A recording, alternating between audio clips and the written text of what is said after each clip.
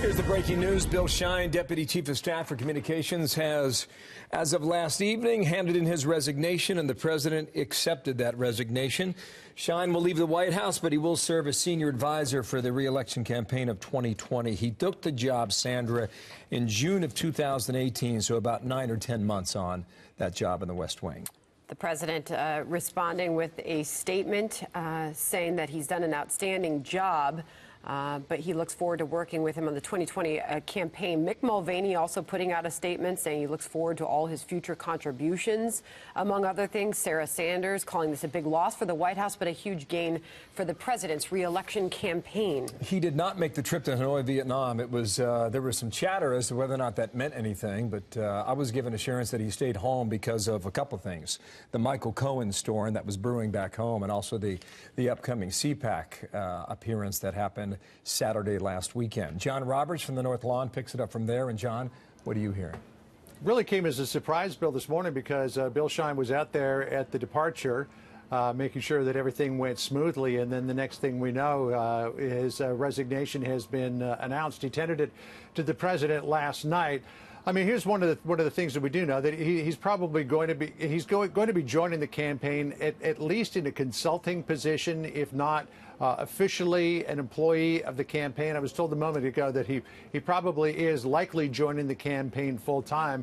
But one of the things that Bill has wrestled with for a long time has been that he's been here in Washington alone. I know he's been having a hard time, because he and I have talked about it from time to time. Without giving too much away in terms of private conversations, had a hard time not being with his family, and had a hard time having an opportunity to get back and forth to see his family. So that may have played into it as well. And then, of course, there was that big New Yorker article that was out the other day that talked about there being a direct connection between the White House and Fox News vis-a-vis Bill Shine, and the fact that he was still being paid by Fox News as part of his severance package while still working at the White House. And maybe he felt that that was too much of a distraction. I don't know for sure, but I mean, that's part of what could have been playing into all of this. I know that the president did appreciate all of his input. Bill was very close to the president, was in most, if not all, the big meetings. But it is quite a shock that he was there this morning, and now we learn that he's going to be walking out the door. Who would take that job, John, and what does that job entirely entail?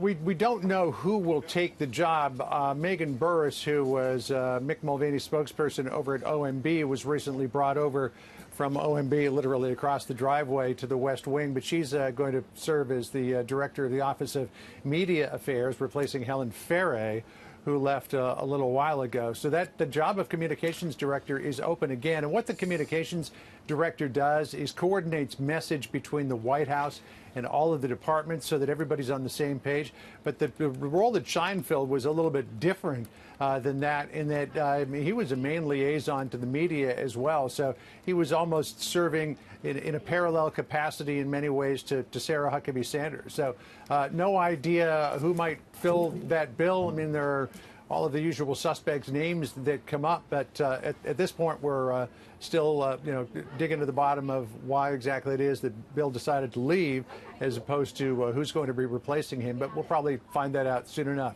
Who knows? Maybe the mooch will come back. We'll see.